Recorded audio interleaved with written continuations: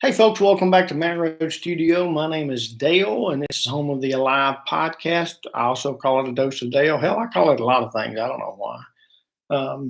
What's new in the room, you ask? Well, my hat. What inspired that, you want to know? Chris and I watched this wonderful, crazy crime thriller called The Blacklist. And if you hadn't watched it, I highly recommend it. And there's a gentleman on there named Raymond Reddington, and he's always wearing super cool hats. So I thought the other day, I thought, shit, I want a damn hat. So we were in Memphis and went by this place called Mr. Hats. I highly recommend. They're on Highland Avenue, and they just specialize in high-end hats. I went in there, and the service was awesome. They fitted this beautiful head of mine with this amazing Stetson. So there, how's it look? Not bad. Anyway, I decided to live alive. One of the things that been kind of heavy on my mind lately is the art of being consumed with learning more so than believing. Uh, I gave a talk a little while ago on Facebook Live, and I've been doing what's called messages of the day.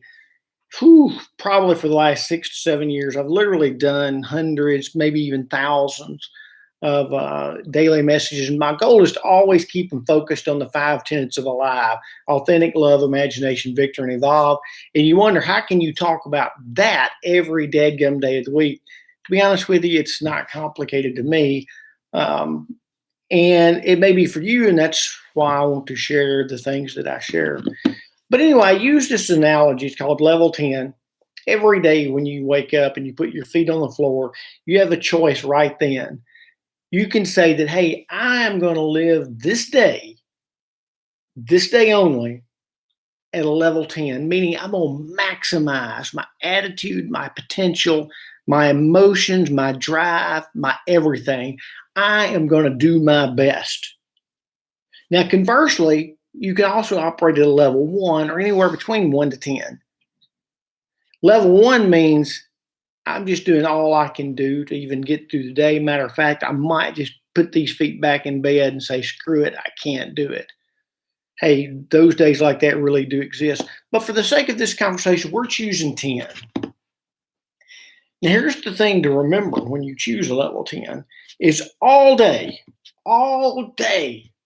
people are going to be screwing with you. They don't know that you're operating level 10. They just know you're operating a notch above them. So maybe subconsciously, their goal is to pull you down to their level. Now, it's okay to sink down 10, 9, 8, 7, 6. The thing is, you can't stay there. No matter if somebody pulls you out in traffic, no matter if your boss pisses you off, no matter if the coworker isn't pulling their load, it doesn't matter. That's all victim thinking. And it's so easy to get caught up in that. But to be bigger than that, then you've got to choose where you want to live your life. It just so happens that after 14 years of battling stage 4 terminal cancer, and I've had a lot of reminders of that over the last year. I had a nephrostomy tube change yesterday, and that's a catheter in my left side that drains to a bag in my leg. I went to my oncologist today to see if I got to go back on chemo tomorrow. So there's a lot of moving parts going on in my health life right this minute.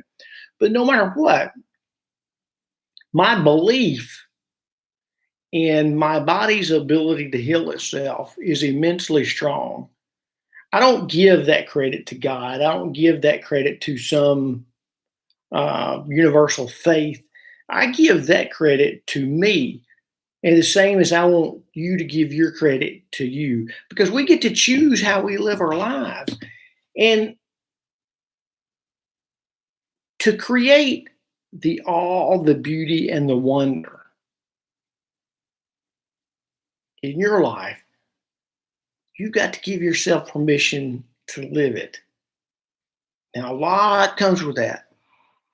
That means in a lot of cases, you've got to give up some of the things you've learned, some of the things that you've learned that you know deep down probably aren't true. And the people that taught you probably know deep down, and I'm encouraging you to unknow damn near everything. I chose to do that a few months ago. Sure, I've read a lot of books, probably more than most people. I love to learn languages. Not good at any of them, barely good at English, but nevertheless, I'm always challenging my ability to learn simply because I always state that extraordinary claims, in my eyes, should require extraordinary proof. So I don't always just take things at face value because things aren't always what they seem. You know that. It's kind of like the old saying that four people see a car wreck from four different angles, and all four people are going to give the police a totally different account. And each person is going to be convinced that they saw exactly the way something happened. Sometimes our view is skewed. Sometimes there's obstacles that block our path. That's the same with seeing and hearing. I know what I heard. Do you? Do you really know what you heard? And then the more you think about it, you start mitigating in your own mind, maybe, just maybe, I didn't hear it. And I say that uh, simply to tell you that you need to keep learning if you want to live your life at a level 10. Now, here's one of the things also that's key to living your life in a victor mentality, not a victim. You can't keep looking backwards. Sure, you've missed a lot of opportunities. Sure, you've lost loved ones. Maybe right now your health is nowhere near where you know it needs to be or should be. Maybe that relationship that's feeling strained, you know on your end that you could do more work on it. But there's no need in going backwards and beating the dead horse. You know what got you to where you're at. And the fact that you're here means that you survived it. All you can do is choose to live in the present and have hope for tomorrow. And in all of that, just like we started this conversation, you got to choose to do your best. Sometimes doing your best means that just because the boss pissed you off, you can't let that ruin your day. Just because your coworker isn't pulling their load, and they probably won't tomorrow either, means that you still got to do the best that you can. While other people are having negative gossip and negative conversation and water cooler trash talk, as much as you might want to join in and contribute, you know that you need to walk away because that's the only way you can do the best that you can do. What else is holding you back? You can see all the stuff that I have around me that's positive. When you feel like quitting, remember why you started. Dream. You can read the signs I've got in the back. I've got one, just one purple ribbon, whatever you want to call it there.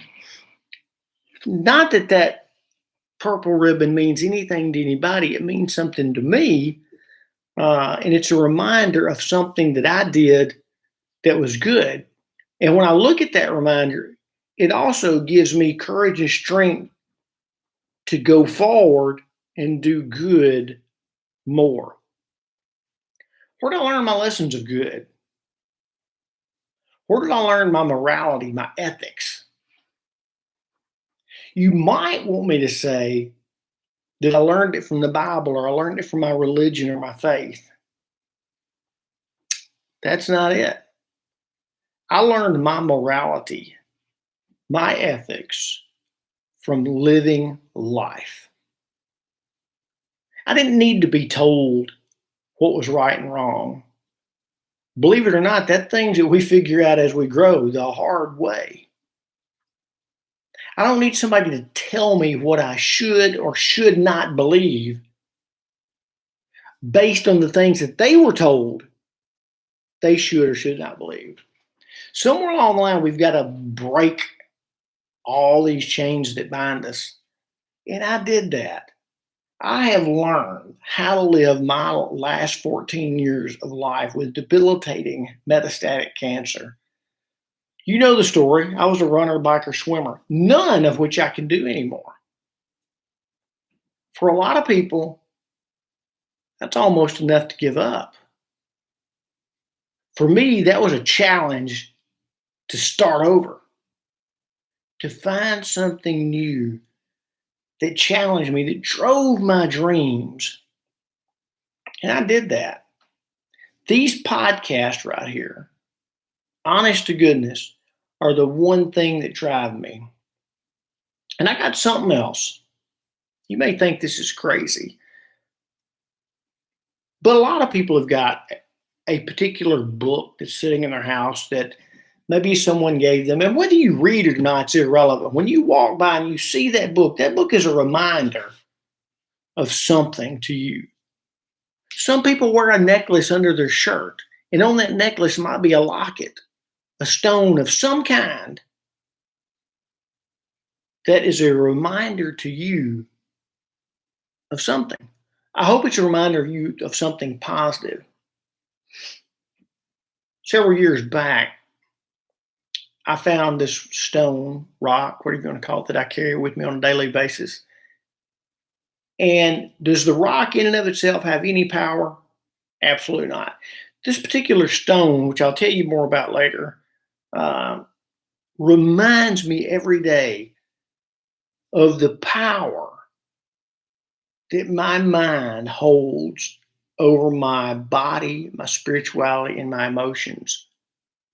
And I choose to energize that power in a positive way, no matter the conditions that I face. Sometimes just by reaching my hand in my pocket at the right time and feeling that rock, that's a reminder that it's going to be tough. It's going to be tough, but you got this. It's the same message I want to give to you. It's going to be tough. You are one decision away from a totally different life. One decision away from a totally different life. Making that decision is going to be a bitch. You know it.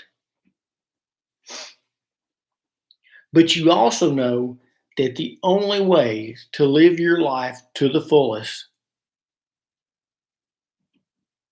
is to make the decision. So what's it going to be? You got it in you. You just got to decide if it's worth plowing through all the obstacles so you can at least see your hopes and dreams on the horizon. I say, hell yeah, it's worth it. It's worth it every day of my life. And I'm not about to give anyone else that control. I've got my book of life. Hang on, I'm going to show it to you here. Honest to goodness. This big joke here is my book of life. I write the chapters in my book of life. I hold the pen. Nobody else does. I can chronicle maybe a sad or a negative emotion I had today. But even when I do that, I also like to put a reminder in there that no matter what I face, I've got the strength, the intestinal fortitude, the heart, the desire, the mind, and the soul to get the job done. And so do you. Stop looking for all the damn excuses that make people the victims. Jeez. Well, Dale, you don't know what all I'm facing. I don't know what you're facing. And I can't change it, but you can. You really can.